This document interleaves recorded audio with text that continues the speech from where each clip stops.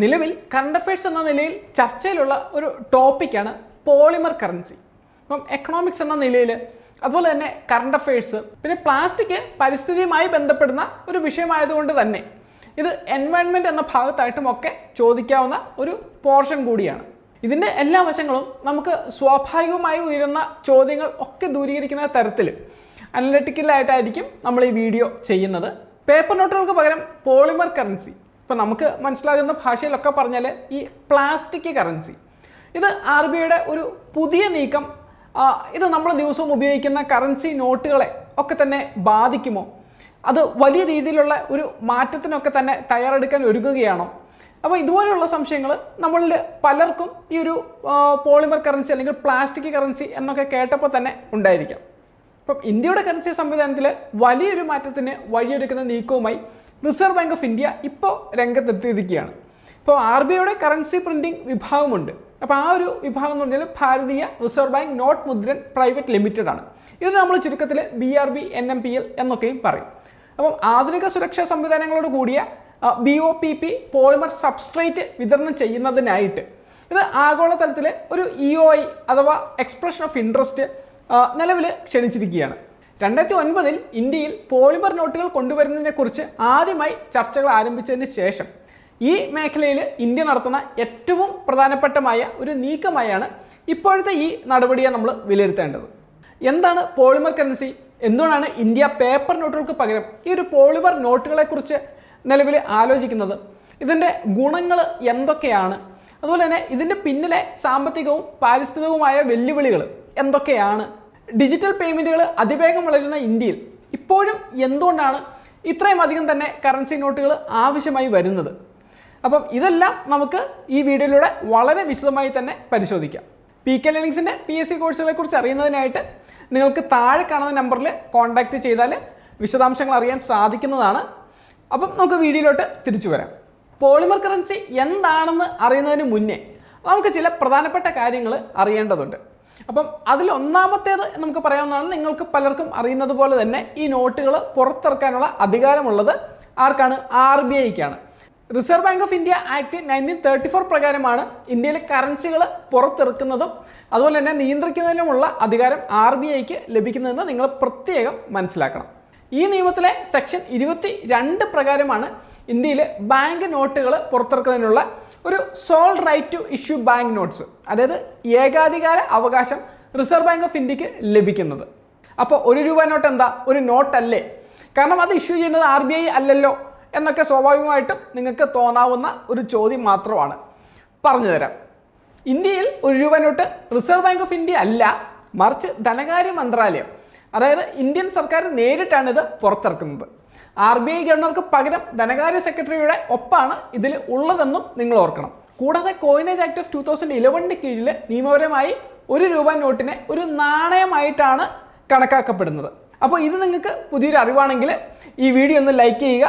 അതുപോലെ തന്നെ ചാനലിൽ സബ്സ്ക്രൈബ് കൂടെ ചെയ്താൽ ഒരുപാട് റെയർ ആയിട്ടുള്ള നോളജുകളും അതുപോലെ തന്നെ പുതിയ കണ്ടന്റുകളും നിങ്ങൾക്ക് ലഭിക്കുന്നതായിരിക്കും. അപ്പം ഇതേ കോയിനേജ് ആക്ട് പ്രകാരമാണ് ധനകാര്യ മന്ത്രാലയം ഈ ₹1 നോട്ട് പുറത്തിറക്കുന്നത് എന്നും നിങ്ങളൊന്ന് മനസ്സിലാക്കി വെക്കുക. അതുപോലെ പ്രധാനപ്പെട്ട ഒരു ആക്റ്റാണ് 1934 റിസർവ് ബാങ്ക് ഓഫ് ഇന്ത്യ ആക്ടിലെ സെക്ഷൻ 25, അതായത് ഫോം ഓഫ് ബാങ്ക് നോട്ട്സ്. ഇത് ബാങ്ക് നോട്ടുകളുടെ ഫോം അഥവാ അതിൻ്റെ രൂപം വ്യക്തമാക്കുന്ന ഒരു ആക്റ്റാണ്. ഇപ്പോൾ ബാങ്ക് നോട്ടുകളുടെ ഒരു രൂപകൽപ്പന, അതുപോലെ ആകൃതി, അതിൻ്റെ മെറ്റീരിയൽ എന്നിവ കേന്ദ്ര സർക്കാർ അംഗീകരിക്കണമെന്ന് അതിൽ പറയുന്നുണ്ട്. എന്നിരുന്നാലും RBIയുടെ സെൻട്രൽ ബോർഡിൻ്റെ ഉപദേശവും അതുപോലെ ശുപാർശകളും പരിഗണിച്ചതിന് ശേഷം മാത്രമേ സർക്കാരിന് ഈ തീരുമാനമെടുക്കാൻ കഴിയൂ എന്നും വ്യക്തമാക്കുന്നുണ്ട്. അപ്പോൾ പോളിമർ നോട്ടിൻ്റെ ഡിസൈൻ സംബന്ധിച്ച കാര്യം പറയുമ്പോഴും അതിൽ റോളുള്ള RBI ആക്ട് ആണ് അതിൻ്റെ സെക്ഷൻ 25. ഇനി ഇന്ത്യയിൽ ഓരോ വർഷവും എത്ര നോട്ടുകൾ അച്ചടിക്കണം, അതുപോലെ തന്നെ ഏത് ഡിനോമിനേഷൻ കൂടുതൽ വേണം, പഴയ നോട്ടുകൾ എത്ര മാറ്റി സ്ഥാപിക്കണം തുടങ്ങിയ കാര്യങ്ങൾ RBIയുടെ കറൻസി മാനേജ്മെൻറ്റ് ഡിപ്പാർട്ട്മെൻറ്റ്, അതായത് CMD എന്നൊക്കെ പറയും, അവരാണിത് വിലയിരുത്തുന്നത്. ഇന്ത്യയിലെ കറൻസി പ്രിന്റിങ്ങിനായി 4 സ്ഥാപനങ്ങളാണ് നിലവിലുള്ളത്. RBIയുടെ പൂർണ്ണ ഉടമസ്ഥയിലുള്ള, അതായത് വോളി ഓൺഡ് സബ്സിഡറി ആയിട്ടുള്ള കറൻസി പ്രിന്റിംഗ് സ്ഥാപനമാണ് Bharatiya reserve bank note Mudran private limited, BRB NMPL എന്നും ഇതിനെ പറയും. ഇപ്പോൾ കർണാടകയിലെ മൈസൂരും അതുപോലെ വെസ്റ്റ് ബംഗാളിലെ സാൽബോണിയിലുമാണ് ഇത് സ്ഥിതി ചെയ്യുന്നത്. ഇന്ത്യയിലെ പ്രധാന കറൻസി അച്ചടി കേന്ദ്രങ്ങളായ രണ്ടെണ്ണം ഈ പറഞ്ഞ BRB NMPLന്റെ നിയന്ത്രണത്തിലുമാണ്. കേന്ദ്ര പൊതുമേഖലാ സ്ഥാപനമായ security printing and minting corporation of India limited അഥവാ SPMCLന്റെ കീഴിലാണ് ബാക്കി വരുന്ന രണ്ട് പ്രിന്റിംഗ് സ്ഥാപനങ്ങളും. ഇത് മഹാരാഷ്ട്രയിലെ നാസിക്കിലും അതുപോലെ മധ്യപ്രദേശിലെ ദേവാസിലുമാണ് സ്ഥിതി ചെയ്യുന്നത്. RBIക്ക് ഇന്ത്യയിൽ കറൻസി പുറത്തിറക്കുന്നതിനും നിയന്ത്രിക്കുന്നതിനുമുള്ള അധികാരം നൽകുന്നത് reserve bank of India act 1934 ആണ് എന്ന കാര്യം നിങ്ങളൊന്ന് ഓർക്കുക. പോളിമർ കറൻസിയെ കുറിച്ച് പറയുന്നതിന് മുന്നേ നമ്മൾ അറിയേണ്ട മറ്റൊരു കാര്യം കൂടിയുണ്ട്. അതാണ് RBIയുടെ ക്ലീൻ നോട്ട് പോളിസി. അപ്പം RBIയുടെ ക്ലീൻ നോട്ട് പോളിസി ആരംഭിക്കുന്നത് തന്നെ 1999 ഈ നയത്തിന്റെ ലക്ഷ്യങ്ങൾ എന്ന് പറയുന്നതെന്ന് വെച്ചാൽ ഇപ്പം വൃത്തിയുള്ള നോട്ടുകൾ പൊതുജനങ്ങൾക്ക് ലഭ്യമാക്കുക, അതുപോലെ തന്നെ പഴകിയതും കീറിയതുമായ നോട്ടുകളൊക്കെ തന്നെ ബാങ്കുകൾ വഴി തന്നെ തിരിച്ചെടുക്കുക, അതുപോലെ സോയിൽഡ് നോട്ട്സ്, മ്യൂട്ടിലേറ്റഡ് നോട്ട്സ് എന്നിവ മാറ്റിയിട്ട് പുതിയ നോട്ടുകൾ നൽകുക, അതുപോലെ തന്നെ നോട്ടുകളിൽ എഴുതുന്നതും വരയ്ക്കുന്നതും ഒക്കെ തന്നെ ഒഴിവാക്കാൻ പൊതുജനങ്ങളെ ബോധവൽക്കരിക്കുക തുടങ്ങിയവയാണ്. ഇനി നമുക്ക് പോളിമർ കറൻസി എന്താണെന്ന് നമുക്ക് നോക്കാം. ഇപ്പം നിലവിൽ ഇന്ത്യയിൽ ഉപയോഗിക്കുന്ന ബാങ്ക് നോട്ടുകൾ പ്രധാനമായും പ്രത്യേക തരത്തിലുള്ള കോട്ടൺ ബേസ്ഡ് ആയിട്ടുള്ള പേപ്പർ ഉപയോഗിച്ചിട്ടാണ് ഇവ നിർമ്മിക്കുന്നത്. എന്നാൽ ഈ പോളിമർ നോട്ടുകൾ ഇത് ഒരു പ്രത്യേക തരം പ്ലാസ്റ്റിക് മെറ്റീരിയലായ പോളിപ്രൊപ്പലീൻ ഉപയോഗിച്ചാണ് നിർമ്മിക്കുന്നത്. ഇന്ത്യ പരിഗണിക്കുന്ന ഒരു പോളിമർ സബ്സ്ട്രേറ്റ് എന്നത് ബയാക്ച്വലി ഓറിയന്റഡ് പോളിപ്രൊപ്പലീൻ അഥവാ BOPP ആണ്. സാധാരണ പേപ്പർ നോട്ടുകളെ അപേക്ഷിച്ച് കൂടുതൽ കാലം നിലനിൽക്കുക, അതുപോലെ വെള്ളവും ഈർപ്പവും ഉൾപ്പെടെയുള്ള സാഹചര്യങ്ങളിൽ ഒരു കൂടുതലായിട്ടുള്ള പ്രതിരോധ ശേഷി ഉണ്ടാക്കുക, അതുപോലെ കള്ളനോട്ട് നിർമ്മാണം കൂടുതൽ ബുദ്ധിമുട്ടുണ്ടാക്കുക, അതുപോലെ സുരക്ഷാ സംവിധാനങ്ങൾ ഉൾപ്പെടുത്താൻ കഴിയുക തുടങ്ങിയവയാണ് ഈ പറയുന്ന പോളിമർ നോട്ടുകളുടെ ഒരു പ്രധാന പ്രത്യേകതകൾ. അതുകൊണ്ട് തന്നെ ലോകത്തിലെ നിരവധി രാജ്യങ്ങളിൽ പോളിമർ കറൻസിയുടെ ഉപയോഗവും നിലവിലുണ്ട്. ഇന്ത്യയിലെ പോളിമർ നോട്ടുകളെ കുറിച്ചുള്ള ചർച്ചകൾ ഇന്നോ ഇന്നലെ ഒന്നും തുടങ്ങിയതല്ല. 2009 RBI 10 രൂപ ഡിനോമിനേഷൻ പോളിമർ നോട്ട് അവതരിപ്പിക്കുന്നതിനെ കുറിച്ച് ആദ്യമായി നിർദ്ദേശം മുന്നോട്ട് വെച്ചു. തുടർന്ന് 2012 രാജ്യത്തിന്റെ വിവിധ കാലാവസ്ഥാ സാഹചര്യങ്ങൾ പരിശോധിക്കുന്നതായി കൊച്ചി, മൈസൂർ, ജയ്പൂർ, ഭുവനേശ്വർ, ഷിംല എന്നീ 5 നഗരങ്ങളിൽ ഇതൊരു പൈലറ്റ് പ്രൊജക്റ്റ് ആയിട്ട് നടത്താൻ പദ്ധതി ഇട്ടിട്ടുണ്ടായിരുന്നു. ഇപ്പോൾ ഇന്ത്യയിലെ വിവിധ പ്രദേശങ്ങളിലെ ചൂട്, അതുപോലെ ഈർപ്പം, മഴ, തണുപ്പ് തുടങ്ങിയവ വ്യത്യസ്ത കാലാവസ്ഥകളിൽ പോളിമർ നോട്ടുകളുടെ പ്രവർത്തനക്ഷമത പരിശോധിക്കുകയായിരുന്നു ഇതിൻ്റെ ലക്ഷ്യമായിട്ടും പറയുന്നത്. എന്നാൽ പിന്നീട് വളരെയധികം സാങ്കേതിക വെല്ലുവിളികളും മറ്റ് സാഹചര്യങ്ങളും ഒക്കെ കാരണം ഈ പദ്ധതി മുന്നോട്ട് പോയതുമില്ല. 2012 ഡിമോണിറ്റൈസേഷനും തുടർന്ന് നടന്ന കറൻസി റീഡിസൈനിനും പിന്നാലെ ഈ പദ്ധതികൾ വീണ്ടും പിന്നിലായി. ഇപ്പോൾ 2026 നമ്മൾ നേരത്തെ കണ്ട BRB NMPL ആഗോള എക്സ്പ്രഷൻ ഓഫ് ഇൻട്രസ്റ്റ് ക്ഷണിച്ചതോടെ പോളിമർ കറൻസിയുടെ ചർച്ചകൾ വീണ്ടും സജീവമായിരിക്കുകയാണ്. ആദ്യഘട്ടത്തിൽ 10 രൂപ, 20 രൂപ പോലുള്ള കുറഞ്ഞ ഡിനോമിനേഷൻ നോട്ടുകളിൽ ഒരു ഫീൽഡ് ട്രയൽ നടത്താൻ സാധ്യതയുണ്ടെന്നാണ് വിലയിരുത്തൽ. RBI പോളിമർ കറൻസിയിലോട്ട് മാറി ചിന്തിക്കുന്നത് എന്തുകൊണ്ടാണ് എന്ന് ചോദിച്ചാൽ പ്രധാനമായും 3 കാരണങ്ങളാണ് നമുക്ക് ചൂണ്ടിക്കാണിക്കാനായിട്ട് കഴിയുന്നത്. ഇപ്പോൾ ഇതിലെ ഒന്നാമത്തേന്ന് പറയാവുന്നത് കൂടുതൽ ഡ്യൂറബിലിറ്റി അഥവാ നോട്ടിൻ്റെ ദീർഘകാല ഉപയോഗക്ഷമത ഉറപ്പുവരുത്തുക എന്നതാണ്. ഇപ്പോൾ പേപ്പർ കറൻസി നോട്ടുകൾ നിരന്തരം കൈമാറ്റം ചെയ്യപ്പെടുന്നതിനാൽ വളരെ വേഗത്തിൽ ഇത് കേടാകാറുണ്ട്. പ്രത്യേകിച്ച് 10 രൂപ, 20 രൂപ പോലെയുള്ള ചെറിയ ഡിനോമിനേഷൻ നോട്ടുകൾ സാധാരണയായി കൂടുതൽ തവണ കൈമാറ്റം ചെയ്യപ്പെടുന്ന ഒന്നുമാണ്. അപ്പോൾ അതിനാൽ ഇത്തരം നോട്ടുകൾക്ക് വളരെ വേഗത്തിൽ കേടുപാടുകൾ സംഭവിക്കുകയും അവ മാറ്റി പുതിയ നോട്ടുകൾ പുറത്തിറക്കേണ്ടി വരുന്ന സാഹചര്യവും ഉണ്ടാകുന്നുണ്ട്. പോളിമർ നോട്ടുകൾക്ക് സാധാരണ കോട്ടൺ പേപ്പർ നോട്ടുകളേക്കാൾ ഏകദേശം 2.5 മുതൽ 4 മടങ്ങ് വരെ കൂടുതൽ ആയുസ് ഉണ്ടാകാമെന്നാണ് വിലയിരുത്തുന്നത്. അതായത് ഒരു പോളിമർ നോട്ട് കൂടുതൽ കാലം ഉപയോഗിക്കാൻ കഴിയുമെങ്കിൽ ഇടയ്ക്കിടയ്ക്ക് പുതിയ നോട്ടുകൾ അച്ചടിക്കേണ്ട ആവശ്യം കുറയുകയും ചെയ്യും. ഇത് RBIയുടെ ക്ലീൻ നോട്ട് പോളിസിയുമായി ബന്ധപ്പെട്ടും പ്രധാനവുമാണ്. ഇപ്പോൾ ഇന്ത്യയിൽ ഓരോ വർഷവും കോടിക്കണക്കിന് കേടായ നോട്ടുകൾ, ഉപയോഗശൂന്യമായ നോട്ടുകൾ തിരിച്ചെടുത്ത് നശിപ്പിക്കേണ്ടി വരുന്നുണ്ട്. പ്രത്യേകിച്ചും കുറഞ്ഞ ഡിനോമിനേഷൻ നോട്ടുകളാണ് ഇതിലെ ഏറിയ പങ്കും. അതിനാൽ കൂടുതൽ കാലം നിലനിൽക്കുന്ന നോട്ടുകൾ ഉപയോഗിക്കുന്നത് കറൻസി മാനേജ്മെന്റിന്റെ കാര്യക്ഷമത വർദ്ധിപ്പിക്കാനൊക്കെ തന്നെ സഹായകരമാവുകയും ചെയ്യും. രണ്ടാമത്തേത് കൂടുതൽ സുരക്ഷ ഉറപ്പുവരുത്തുന്നതിനാണ്. അതായത് പോളിമർ കറൻസിയുടെ മറ്റൊരു പ്രധാന നേട്ടം അതിൽ ഉൾപ്പെടുത്താൻ കഴിയുന്ന അഡ്വാൻസ്ഡ് സെക്യൂരിറ്റി ഫീച്ചേഴ്സാണ്. ഇപ്പം ഉദാഹരണം പറയുകയാണെങ്കിൽ ട്രാൻസ്പെറൻറ്റ് വിൻഡോസ്, അതുപോലെ metallic numerals, magnetic pseudo threads, holograms, shadow images അപ്പോൾ തുടങ്ങിയ സുരക്ഷാ സംവിധാനങ്ങൾ പോളിമർ നോട്ടുകളിൽ ഉൾപ്പെടുത്താൻ കഴിയുമെന്നാണ് പറയുന്നത്. അപ്പോൾ ഇതുകൂടാതെ കാഴ്ചപരിമിതിയുള്ള ആളുകൾക്ക് ഈ നോട്ടുകളുടെ ഡിനോമിനേഷൻ തിരിച്ചറിയാനായിട്ട് സഹായമാകുന്ന ഒരു ഡ്യൂറബിൾ ടാക്ടൈൽ മാർക്കിങ്സ് പോലെയുള്ള സംവിധാനങ്ങളും കൂടുതൽ ഫലപ്രദമായി നമുക്കവിടെ ഉൾപ്പെടുത്താനും കഴിയും. ഇപ്പോൾ പേപ്പർ നോട്ടുകളിലും നിരവധി സുരക്ഷാ സംവിധാനങ്ങൾ നിലവിലുണ്ടെങ്കിലും ഈ പറഞ്ഞ പോളിമർ നോട്ടുകളുടെ ഒരു ഘടന തന്നെ കള്ളനോട്ട് നിർമ്മാണം കൂടുതൽ സങ്കീർണമാക്കാൻ സഹായിക്കുന്ന ഒന്നുമാണ്. അതുകൊണ്ട് തന്നെ കറൻസി സുരക്ഷ മെച്ചപ്പെടുത്തുക എന്നതും ഇന്ത്യ പോളിമർ നോട്ടുകളിലേക്ക് മാറുന്നതിൻ്റെ ഒരു പ്രധാന കാരണങ്ങളിലൊന്നുമാണ്. മൂന്നാമതായി നമുക്ക് പറയാവുന്നതാണ് കറൻസി മാനേജ്മെന്റിലെ കാര്യക്ഷമത. ഇപ്പോൾ പോളിമർ നോട്ടുകളിൽ നിർമ്മിക്കാൻ തുടക്കത്തിൽ പേപ്പർ നോട്ടുകളേക്കാൾ കൂടുതൽ ചിലവ് വന്നേക്കാം. എന്നാൽ ഇവിടെ നമ്മൾ നോക്കേണ്ടത് ഒരു നോട്ടിൻ്റെ ഇനീഷ്യൽ പ്രൊഡക്ഷൻ കോസ്റ്റ് മാത്രമല്ല, ഒരു പേപ്പർ നോട്ട് എത്ര കാലം നമുക്കത് ഉപയോഗിക്കാൻ കഴിയും, എത്ര തവണ അത് മാറ്റേണ്ടി വരും, അതുപോലെ അത് അച്ചടിക്കുന്നതിനും കൊണ്ടുപോകുന്നതിനും സൂക്ഷിക്കുന്നതിനും അത് സോർട്ട് ചെയ്യുന്നതിനും ഒക്കെ തന്നെ എത്ര ചിലവ് വരും. അപ്പോൾ ഇവയെല്ലാം കൂടി നമ്മളതിൽ പരിഗണിക്കേണ്ടതുണ്ട്.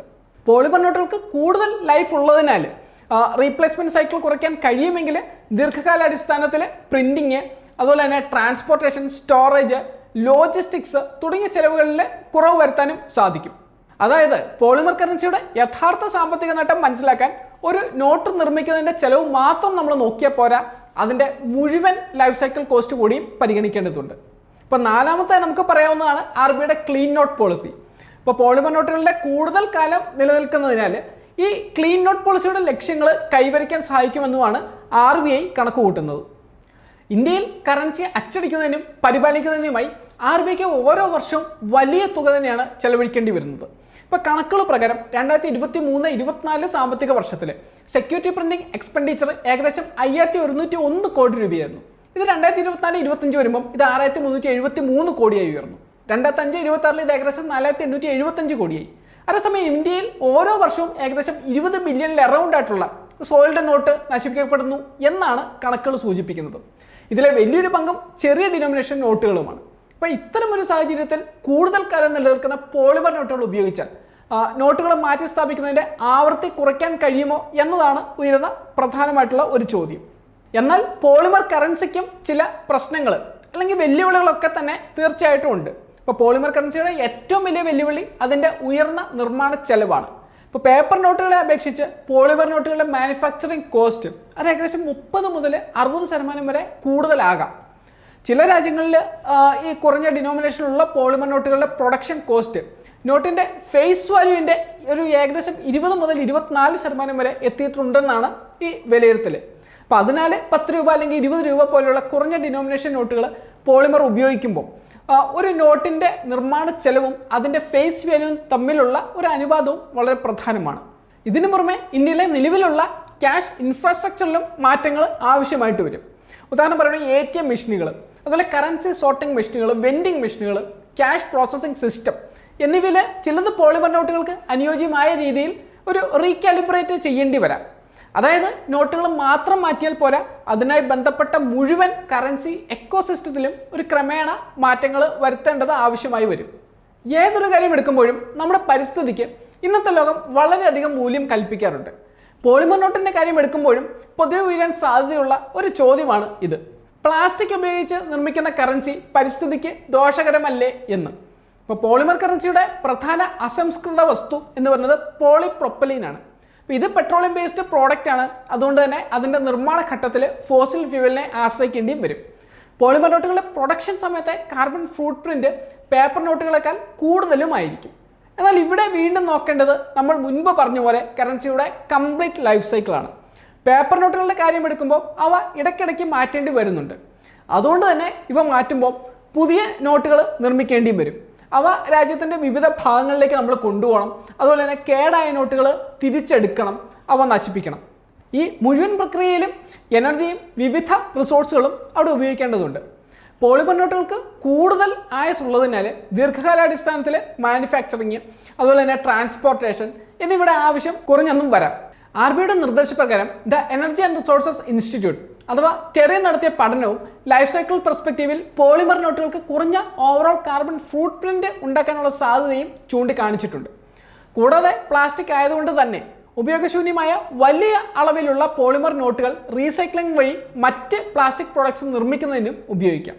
എന്നാൽ അതിനായി പ്രത്യേക റീസൈക്ലിംഗ് ഇൻഫ്രാസ്ട്രക്ചർ അവിടെ ആവശ്യവുമാണ്. അതുകൊണ്ട് പോളിമർ കറൻസിയുടെ എൻവയോൺമെന്റൽ ഇമ്പാക്റ്റ് വിലയിരുത്തുമ്പോൾ പ്ലാസ്റ്റിക് ആണോ പേപ്പർ ആണോ കൂടുതൽ നല്ലത് എന്ന ചോദ്യത്തിന് പകരം മുഴുവൻ ലൈഫ് സൈക്കിളിൽ ഏതാണ് കൂടുതൽ സസ്റ്റൈനബിൾ എന്നതാണ് അവിടെ പരിശോധിക്കേണ്ടത്. ഇന്ത്യയുടെ മുന്നിലുള്ള മറ്റൊരു ചോദ്യം അസംസ്കൃത വസ്തുക്കളുടെ ലഭ്യതയാണ്. പോളിമർ സബ്സ്ട്രേറ്റിൻ്റെ പ്രധാന ഘടകമാണ് പോളിപ്രൊപ്പലീൻ. ഇന്ത്യ പോളിപ്രൊപ്പിലിൻ്റെ ആവശ്യകത ഏകദേശം 1/5 ഇറക്കുമതി ചെയ്യുന്നതായിട്ട് കണക്കാക്കപ്പെടുന്നത്. അതുകൊണ്ട് തന്നെ ഇന്ത്യ വലിയ തോതിൽ ഈ പോളിമർ കറൻസിയിലേക്ക് മാറുകയാണെങ്കിൽ ഈ അസംസ്കൃത വസ്തുവിൻ്റെ ലഭ്യതയും വിലയും പ്രധാന ഘടകമാകും.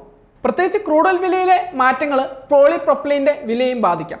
വെസ്റ്റ് ഏഷ്യ പോലെയുള്ള മേഖലകളിലെ ജിയോ പൊളിറ്റിക്കൽ ടെൻഷൻസ് ആഗോള എണ്ണവിലയെ ബാധിക്കുന്ന ഈ ഒരു സാഹചര്യത്തിൽ പോളിമർ കറൻസിയുടെ നിർമ്മാണ ചെലവും അതിലൊക്കെ തന്നെ മാറ്റങ്ങൾ ഉണ്ടാകാം. എന്നാൽ റിലയൻസ് ഇൻഡസ്ട്രീസ് അതുപോലെ തന്നെ ഇന്ത്യൻ ഓയിൽ കോർപ്പറേഷൻ തുടങ്ങിയ കമ്പനികളുടെ ഡൊമസ്റ്റിക് കപ്പാസിറ്റി എക്സ്പാൻഷൻ പദ്ധതികൾ ഭാവിയിൽ ഇറക്കുമതി ആശ്രിതത്വം നമുക്കത് കുറയ്ക്കാനും സഹായിച്ചേക്കാം. പോളിമർ കറൻസിയുടെ കാര്യങ്ങൾ നമ്മൾ പറയുമ്പോൾ മറ്റൊരു ഉയരുന്ന പ്രധാന ചോദ്യമാണ് ഇന്ത്യ ഡിജിറ്റൽ പേയ്മെൻറ്റിലേക്ക് മാറുമ്പം എന്തിനാണ് കൂടുതൽ കറൻസി? ഇപ്പം നമ്മൾ പോളിമർ കറൻസിയിലോട്ട് മാറുന്നു എന്ന് കേൾക്കുമ്പോൾ തന്നെ നമുക്കുണ്ടാകുന്ന സ്വാഭാവികമായിട്ടുള്ള ഒരു ചോദ്യം കൂടിയാണ് ഇത്. ഒരു വശത്ത് ഇന്ത്യ UPI ഉൾപ്പെടെയുള്ള ഡിജിറ്റൽ പേയ്മെൻറ്റ് സംവിധാനങ്ങളിൽ ലോകത്തിന് തന്നെ മാതൃകയാണ്. മറുവശത്ത് ഇന്ത്യയിലെ കറൻസി ഇൻ സർക്കുലേഷൻ തുടർച്ചയായി വർദ്ധിച്ചുകൊണ്ടിരിക്കുകയുമാണ്. ഇപ്പോൾ 2025-26 കാലയളവിൽ ഇന്ത്യയിലെ കറൻസി ഇൻ സർക്കുലേഷൻ ഏകദേശം 41 ലക്ഷം കോടിക്ക് മുകളിലെത്തുകയും ചെയ്തു. ഏകദേശം ഒരു ദശാബ്ദം മുമ്പ് ഇത് ഒരു 16-17 ലക്ഷം കോടി പരിധിയിലുമായിരുന്നു. അതായത് ഡിജിറ്റൽ പേയ്മെൻറ്റ്സ് വർദ്ധിച്ചിട്ടും ക്യാഷിൻ്റെ ആവശ്യകത കുറഞ്ഞിട്ടില്ല. ഇപ്പോൾ UPIയുടെ വളർച്ച അതിവേഗമാണ്. എന്നാൽ ഇന്ത്യയിലെ വലിയ ഇൻഫോർമൽ ഇക്കോണമി, ഗ്രാമപ്രദേശങ്ങളിലെ പരിമിതമായ ഡിജിറ്റൽ ഇൻഫ്രാസ്ട്രക്ചർ, ചെറിയ തുകകളുടെ ഇടപാടുകളിൽ ക്യാഷിൻ്റെ സൗകര്യം, ഫിനാൻഷ്യൽ ഇൻക്ലൂഷൻ എന്നിവ കാരണം കറൻസി നോട്ടുകൾക്ക് ഇപ്പോഴും വലിയ പ്രാധാന്യമുണ്ട്. ഇന്ത്യയിലെ കറൻസി ടു GDP റേഷ്യോ 11% മുകളിലാണ് എന്നതും ക്യാഷിൻ്റെ പ്രാധാന്യം വ്യക്തമാക്കുന്ന ഒന്നാണ്. അപ്പം അതിനാൽ ഡിജിറ്റൽ ഇന്ത്യ വളരുമ്പോഴും ക്യാഷ്ലെസ് ഇന്ത്യ എന്നത് ഒരു യാഥാർത്ഥ്യമാകാൻ കുറച്ച് സമയമെടുക്കുന്ന ഒരു സ്വപ്നം തന്നെയാണ്. ഇന്ത്യക്ക് ഇനി വരുന്ന കുറേ വർഷങ്ങളിലേക്ക് ഡിജിറ്റൽ പേയ്മെൻറ്റ്സിനും ഫിസിക്കൽ ക്യാഷിനും ഒരുമിച്ച് നിലനിൽക്കുന്ന ഒരു ഹൈബ്രിഡ് പേയ്മെൻറ്റ് എക്കോസിസ്റ്റമാണ് നമുക്ക് ആവശ്യമായിട്ട് വരുന്നത്. ഗ്ലോബലിയുള്ള പോളിമർ കറൻസിയുടെ എക്സ്പീരിയൻസ് നമ്മളൊന്ന് നോക്കുകയാണെങ്കിൽ പോളിമർ കറൻസി ഉപയോഗിക്കുന്നതിൽ ഏറ്റവും മുന്നിലുള്ള രാജ്യമാണ് ഓസ്ട്രേലിയ. ഓസ്ട്രേലിയ പോളിമർ കറൻസിയുടെ ഉപയോഗത്തിൽ വലിയ പരിചയം നേടിയ രാജ്യമാണ്. ഇന്ന് ലോകത്തിലെ ഏകദേശം 60 രാജ്യങ്ങൾ ഏതെങ്കിലും തരത്തിലുള്ള പോളിമർ ബാങ്ക് നോട്ട്സ് ഉപയോഗിക്കുന്നുമുണ്ട്. കാനഡ, യുണൈറ്റഡ് കിങ്ഡം, അതുപോലെ ന്യൂസിലൻഡ്, മെക്സിക്കോ, ബ്രസീൽ, സൗദി തുടങ്ങിയ രാജ്യങ്ങൾ ഇതിൻ്റെ ഉദാഹരണമായിട്ടും നമുക്ക് ചൂണ്ടിക്കാണിക്കാവുന്നതാണ്. അപ്പോൾ ഈ രാജ്യങ്ങളുടെ അനുഭവം പരിശോധിക്കുമ്പോൾ പോളിമർ നോട്ടുകൾക്ക് കൂടുതൽ ഡ്യൂറബിലിറ്റിയും സെക്യൂരിറ്റിയും നൽകാൻ കഴിയുന്നതായിട്ടും കാണാൻ പറ്റും. ഇന്ത്യയിലേക്ക് പോളിമർ കറൻസി വരുമ്പോൾ ഏതൊരു കാര്യവും നമ്മൾ ഇൻട്രൊഡ്യൂസ് ചെയ്യുന്നത് പോലെ ഒരു ഫേസ് ബൈ ഫേസ് ആയിട്ടുള്ള ഒരു ഇൻട്രൊഡക്ഷനാണ് ഏറ്റവും ഉചിതമായിട്ട് വരുന്നത്. ഇതിൻ്റെ ഉപയോഗം എന്ന് വെച്ചാൽ ആദ്യ ഫേസ് ഒരു പൈലറ്റ് പ്രൊജക്റ്റ് ആയിട്ടായിരിക്കും വരുന്നത്. ഇത് എല്ലാ രീതിയിലും ഉചിതമാണെങ്കിൽ വീണ്ടും എക്സ്പാൻഡ് ചെയ്താൽ മതിയാവും. പൈലറ്റ് ഫേസിൽ നോട്ടുകളുടെ ഡ്യൂറബിലിറ്റി, അതുപോലെ security, production cost, public acceptance, ATM compatibility എന്നിവയെല്ലാം വിശദമായി വിലയിരുത്തണം. രണ്ടാമതായി പോളിമർ സബ്സ്ട്രേറ്റിൻ്റെ ആഭ്യന്തര ഉൽപ്പാദനം വർദ്ധിപ്പിക്കണം എന്നതാണ്. ഇത് ഇമ്പോർട്ട് ഡിപ്പെൻഡൻസി കുറയ്ക്കാനും അതുപോലെ ആഗോള ക്രൂഡ് ഓയിൽ വിലയിലെ മാറ്റങ്ങളുടെ ആഘാതം കുറയ്ക്കാനുമായിട്ട് സഹായിക്കും. മൂന്നാമതായിട്ട് കോസ്റ്റ് ബെനിഫിറ്റ് അനാലിസിസ് നടത്തണം. ഒരു പോളിമർ നോട്ട് നിർമ്മിക്കാൻ എത്ര ചിലവ് വരുന്നു എന്നതിലുപരി അതിൻ്റെ മുഴുവൻ ഒരു ലൈഫ് സൈക്കിളിൽ രാജ്യത്തിന് എത്ര ചിലവ് വരുന്നു എന്നതാണ് നമ്മൾ നേരത്തെ പറഞ്ഞ പോലെ ഇത് പരിശോധിക്കേണ്ടത്. നാലാമതായി എൻവയോൺമെൻറ്റൽ ഇമ്പാക്റ്റ് അസസ്മെൻറ്റ് നടത്തണം. പോളിമർ കറൻസിയുടെ പ്രൊഡക്ഷൻ മുതൽ ഉപയോഗം, സർക്കുലേഷൻ, റീസൈക്ലിംഗ്, അതുപോലെ തന്നെ എൻഡ് ഓഫ് ലൈഫ് മാനേജ്മെൻറ്റ് എന്നിവ വരെയുള്ള മുഴുവൻ ഘട്ടങ്ങളും അവിടെ പരിഗണിക്കണം. അഞ്ചാമതായി ATM വെൻഡിങ് മെഷീൻ, അതുപോലെ കറൻസി സോർട്ടിംഗ് മെഷീൻ തുടങ്ങിയ ക്യാഷ് ഇൻഫ്രാസ്ട്രക്ചർ ഘട്ടം ഘട്ടമായിട്ട് തന്നെ അപ്ഗ്രേഡ് ചെയ്യുകയും വേണം. ഏറ്റവും പ്രധാനമായി പോളിമർ നോട്ടുകൾ അവതരിപ്പിക്കുമ്പോൾ നിലവിലുള്ള പേപ്പർ നോട്ടുകളുമായി ഒരു കാലയളവിലെ കോഎക്സിസ്റ്റൻസ് ഉറപ്പുവരുത്തുകയും വേണം. അതായത് ഇത് ഒരു ഡീമോണിറ്റൈസേഷൻ പോലെയുള്ള പെട്ടെന്നൊരു കറൻസി റീപ്ലേസ്മെൻറ്റ് ആകരുത്. ഇന്ത്യ പോളിമർ കറൻസിയിലേക്ക് നീങ്ങുന്നത് ഒരു വലിയ മാറ്റത്തിൻ്റെ തുടക്കം തന്നെ ആയേക്കാം. കൂടുതൽ കാലം നിലനിൽക്കുന്ന നോട്ടുകൾ, അതുപോലെ തന്നെ കൂടുതൽ സുരക്ഷാ സംവിധാനങ്ങൾ, അതുപോലെ തന്നെ കള്ളനോട്ട് തടയുന്നതിനായിട്ടുള്ള സാധ്യത, കറൻസി മാനേജ്മെൻറ്റിൻ്റെ ഒരു കാര്യക്ഷമത എന്നിവയാണ് പോളിമർ നോട്ടുകളുടെ പ്രധാന പ്രതീക്ഷിത നേട്ടങ്ങൾ. എന്നാൽ ഉയർന്ന നിർമ്മാണ ചെലവ്, അതുപോലെ petroleum based raw materials, recycling ഇൻഫ്രാസ്ട്രക്ചറിൻ്റെ അഭാവം, ഇറക്കുമതി ആശ്രിതത്വം, അതുപോലെ നിലവിലെ ക്യാഷ് ഇൻഫ്രാസ്ട്രക്ചർ മാറ്റേണ്ടതിൻ്റെ ചെലവ് എന്നിവ പ്രധാന വെല്ലുവിളികളുമാണ്. അപ്പോൾ അതുകൊണ്ട് ഇന്ത്യ സ്വീകരിക്കേണ്ട സമീപനം വളരെ വ്യക്തമാണ്. പേപ്പർ നോട്ടുകൾക്ക് പകരം പ്ലാസ്റ്റിക് നോട്ടുകൾ കൊണ്ടുവരിക എന്നതല്ല നമ്മുടെ ലക്ഷ്യം. മറിച്ച് കൂടുതൽ സുരക്ഷിതവും അതുപോലെ തന്നെ കൂടുതൽ കാലം നിലനിൽക്കുന്നതും സാമ്പത്തികമായി കാര്യക്ഷമവും പരിസ്ഥിതി സൗഹാർദ്ദവും അതുപോലെ ഇന്ത്യയുടെ യഥാർത്ഥ ക്യാഷ് യൂസേജ് പാറ്റേണിന് അനുയോജ്യമായ ഒരു കറൻസി സിസ്റ്റം സൃഷ്ടിക്കുക എന്നതായിരിക്കണം ലക്ഷ്യം. ഡിജിറ്റൽ ഇന്ത്യ വളരുമ്പോഴും ക്യാഷിൻ്റെ ആവശ്യകത ഇന്ത്യയിൽ ഉടൻ അവസാനിക്കുന്നില്ല. അതിനാൽ ഭാവിയിലെ ഇന്ത്യയിലെ ഡിജിറ്റൽ പേയ്മെൻറ്റ്സിനും ഫിസിക്കൽ കറൻസിക്കും ഒരുപോലെ പ്രാധാന്യമുണ്ടാവും. ആ സാഹചര്യത്തിൽ പോളിമർ കറൻസി ഇന്ത്യയുടെ ക്യാഷ് എക്കോസിസ്റ്റത്തെ മോഡേണൈസ് ചെയ്യാനുള്ള ഒരു സാധ്യത ആയേക്കാം. എന്നാൽ അതിൻ്റെ വിജയം തീരുമാനിക്കുന്നത് ഒരു കാര്യം മാത്രമായിരിക്കും. ശാസ്ത്രീയമായ പഠനം, ഘട്ടം ഘട്ടമായുള്ള പരീക്ഷണം, സാമ്പത്തിക കാര്യക്ഷമത, പാരിസ്ഥിതിക ഉത്തരവാദിത്തം എന്നിവ അടിസ്ഥാനമാക്കി ഇന്ത്യ എങ്ങനെ ഈ മാറ്റം നടപ്പാക്കുന്നു എന്നത്. പേപ്പറിൽ നിന്ന് പോളിമറിലേക്കുള്ള ഈ മാറ്റം യാഥാർത്ഥ്യമാകുമോ, അതോ ഇന്ത്യയുടെ കറൻസി ഭാവിയിലും പേപ്പറും പോളിമറും ഒരുമിച്ച് നിലനിൽക്കുമോ? അപ്പോൾ അതിനുള്ള ഉത്തരം വരും വർഷങ്ങളിലെ പൈലറ്റ് പ്രൊജക്ട്സിനും ഫീൽഡ് ട്രയൽസിനും ശേഷം മാത്രമാണ് വ്യക്തമാകത്തുള്ളൂ. PK ലിങ്ക്സിൻ്റെ CA അനലൈസിലൂടെ പോളിമർ കറൻസിയുടെ എല്ലാ വശങ്ങളും നമ്മളിവിടെ അനലൈസ് ചെയ്തിട്ടുണ്ട്. അപ്പോൾ വീഡിയോയെക്കുറിച്ചുള്ള അഭിപ്രായം നിങ്ങൾ കമൻ്റായിട്ട് അറിയിക്കുക. അതുപോലെ തന്നെ ഇന്ത്യയിലെ റിസർവേഷൻ, E20 പെട്രോൾ തുടങ്ങിയ വിഷയങ്ങളുടെ അനാലിസിസ് വീഡിയോയും നമ്മുടെ ചാനലിൽ ലഭ്യമാണ്. അത് കാണാത്തവർ ആ വീഡിയോസ് തീർച്ചയായും കാണുക. അപ്പോൾ മറ്റൊരു വിഷയമായി നമുക്ക് വീണ്ടും കാണാം. Thank you.